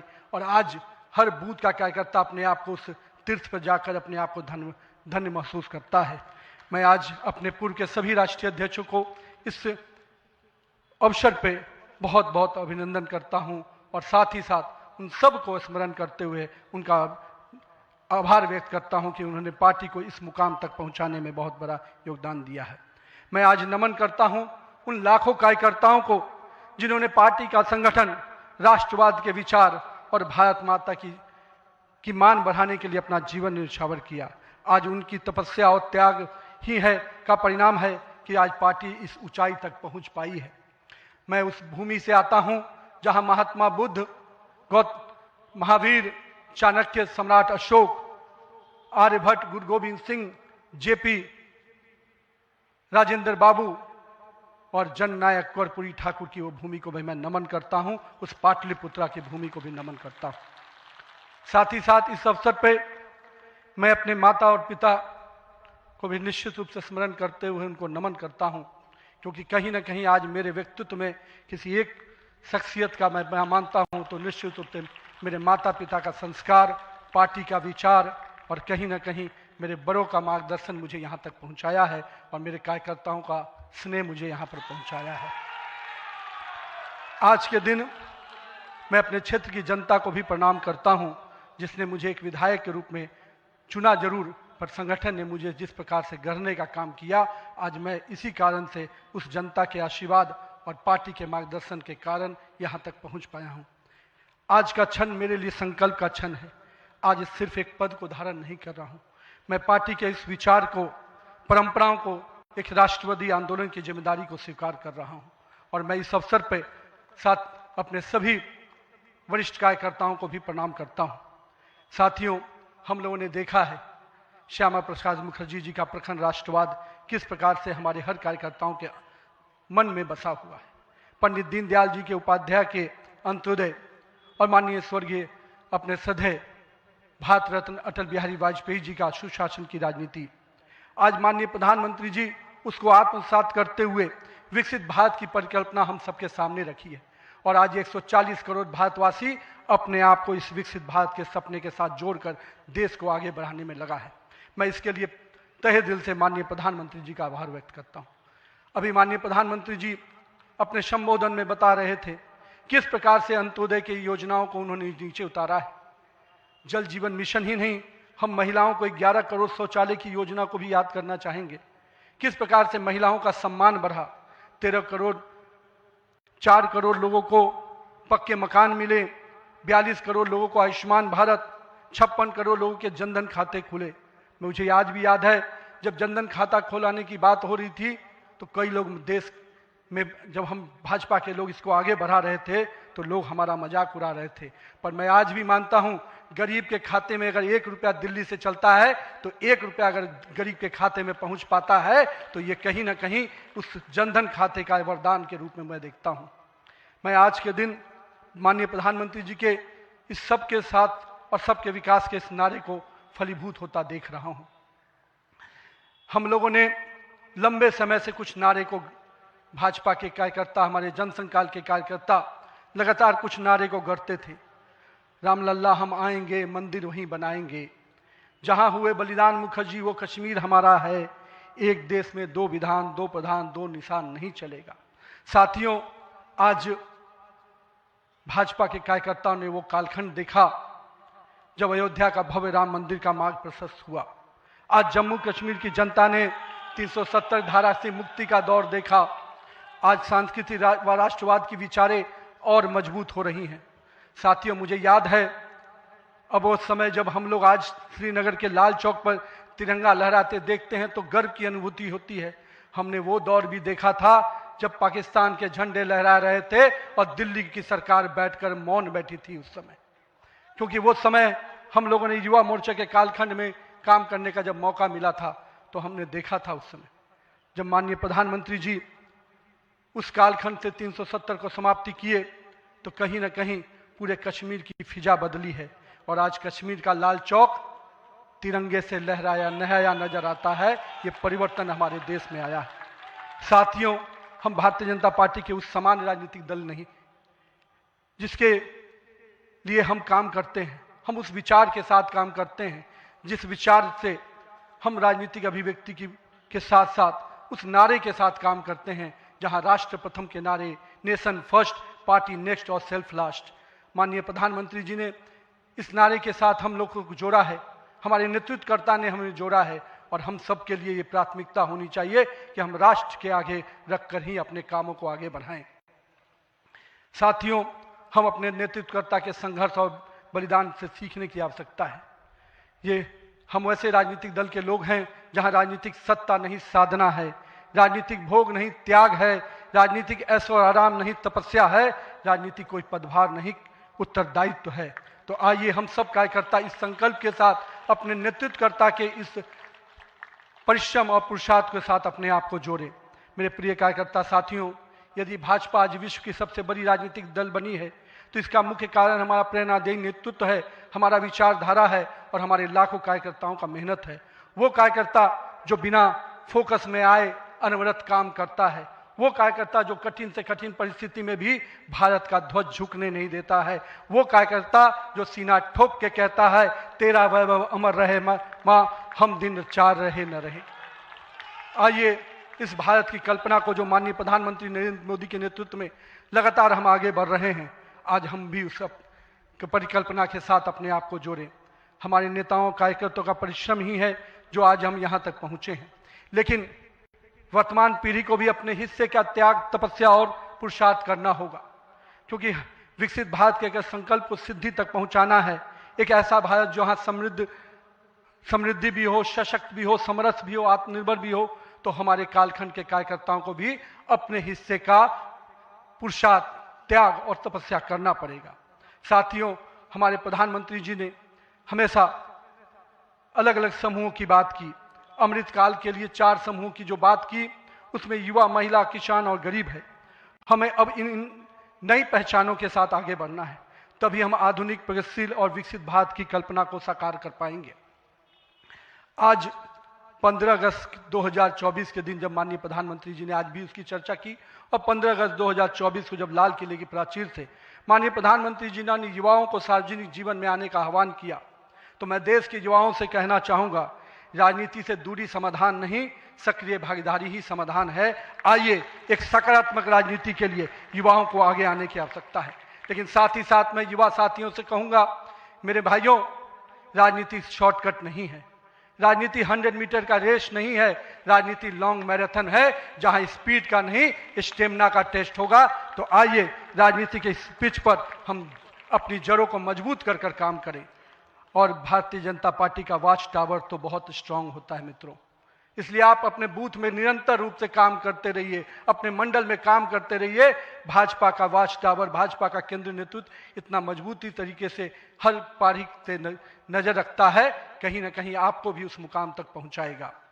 साथियों, आज जब भारतीय जनता पार्टी के कार्यकर्ता, माननीय प्रधानमंत्री जी अभी हम सबको बता रहे थे कि किस प्रकार से पंचायत से पार्लियामेंट तक का सफर के लिए हर एक कार्यकर्ता लगे, हम आज इस अवसर पर जहां केरल, महाराष्ट्र, गोवा और अरुणाचल प्रदेश के स्थानीय निकायों में हुई शानदार जीत के लिए अपने सभी कार्यकर्ताओं को और उस क्षेत्र की जनता का भी आभार व्यक्त करते हैं।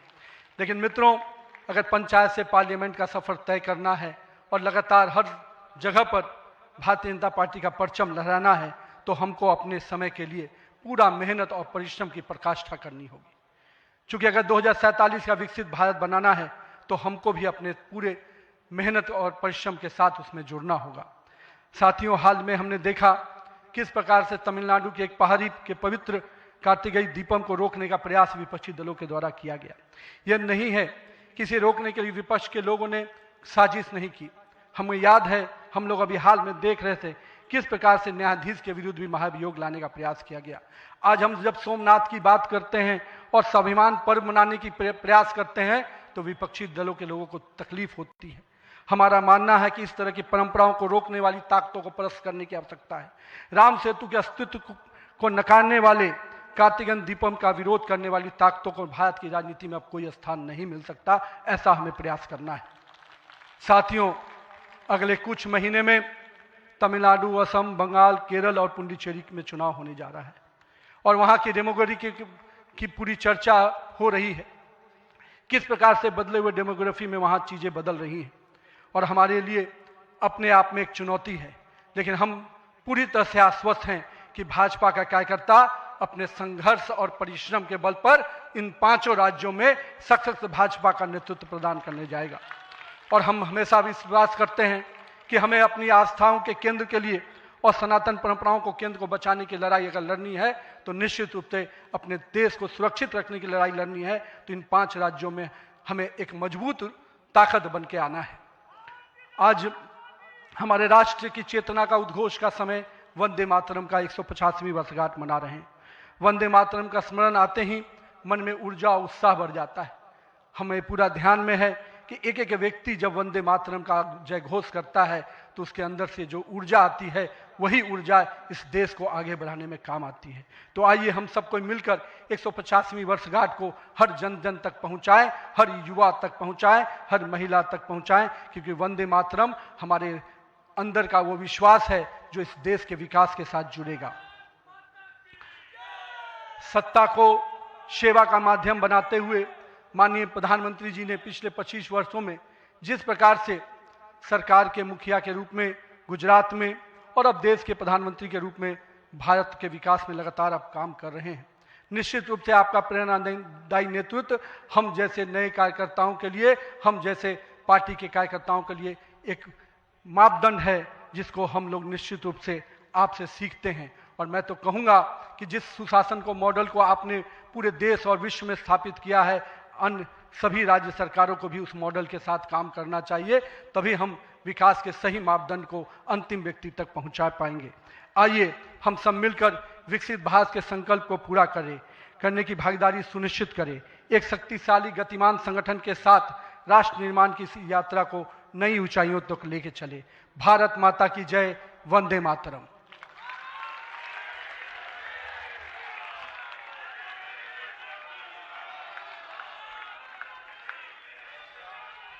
बहुत बहुत धन्यवाद आदरणीय नितिन नवीन जी।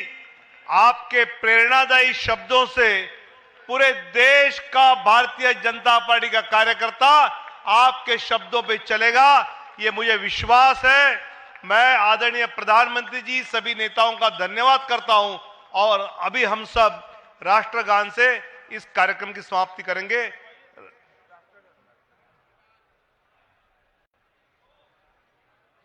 अधिनायक जय हे भारत भाग्य विधाता, पंजाब सिंध गुजरात मराठा द्राविड उत्कल बंगा, विंध्य हिमाचल यमुना गंगा उच्चल जलधि तरंगा, तव शुभ नामे जागे तव शुभ आशीष मांगे, गाहे तव जय गाथा, जन गण मंगलदायक जय हे भारत भाग्य विधाता, जय हे जय हे जय हे जय जय जय जय हे।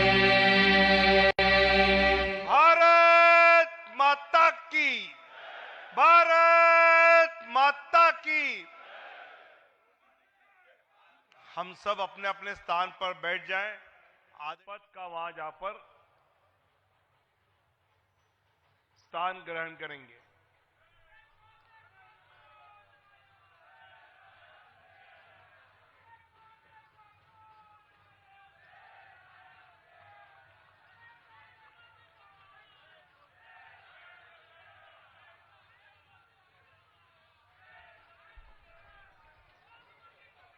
सभी कार्यकर्ता अपने अपने स्थान पर बैठ जाएं। कृपया दो छोटी सूचना देता हूं। मुझे पता है कईयों को विटामिन डी आज जरा ज्यादा मिल रहा है। अध्यक्ष जी को लगा इसकी आवश्यकता है, इसलिए शायद इस प्रकार की व्यवस्था की होगी। जरा कृपया बैठ जाए, सभी बैठ जाए कृपया। अभी नवनिर्वाचित अध्यक्ष निर्वाचित होने पर आप सबको यहां मिठाई दी जाएगी, उसका स्वाद लीजिए, आनंद लीजिए। और वहां जो बिहार के हमारे कार्यकर्ता है, इस तरफ भी दिल्ली के जो कार्यकर्ता है, आपको कार्यालय विस्तार जो विस्तारित कार्यालय है वहां भोजन के लिए आपको निकलना है। सामने बैठे हुए थोड़े और बैठे जरा, कृपया आप बैठ जाए। सामने बैठे हुए जो प्रदेश के पदाधिकारी राष्ट्रीय परिषद सदस्य है, कल जहां पर फॉर्म भरने के पहले हमने पेंडॉल में भोजन किया, वहां आप सब पहले भोजन के लिए जाएंगे। सामने बैठे हुए सभी प्रदेश पदाधिकारी, प्रदेश अध्यक्ष, राज्य परिषद सदस्य, राष्ट्रीय परिषद सदस्य, ये जो सामने बैठे हैं वो पीछे पेंडॉल में भोजन के लिए जाएंगे। मैं आपको कहूंगा तब हम निकलेंगे। ऊपर जो माननीय मुख्यमंत्री, केंद्रीय मंत्री, पार्लियामेंट्री बोर्ड के सदस्य बैठे हैं, वो मल्टीपर्पज हॉल में भोजन के लिए जाएंगे। जो स्थान दिया है वहीं पर हम भोजन के लिए जाएंगे। तो आगे चलकर आदरणीय राष्ट्रीय अध्यक्ष जी को मिलना यह आसान हो जाएगा। तो यहां बैरिकेड के पीछे जो बिहार के कार्यकर्ता, आप सामने विस्तार में निकले भोजन के लिए, आप निकल सकते हैं सामने। सुरक्षा कर्मी कृपया माननीय प्रधानमंत्री जी को आने के लिए अभी 20 मिनट है, उसके पहले यह रास्ता क्रॉस करके सामने भोजन के लिए जाए। यहां भी गेट खोल दीजिए पीछे वाला, और आप सब बैठे रहिए तब तक।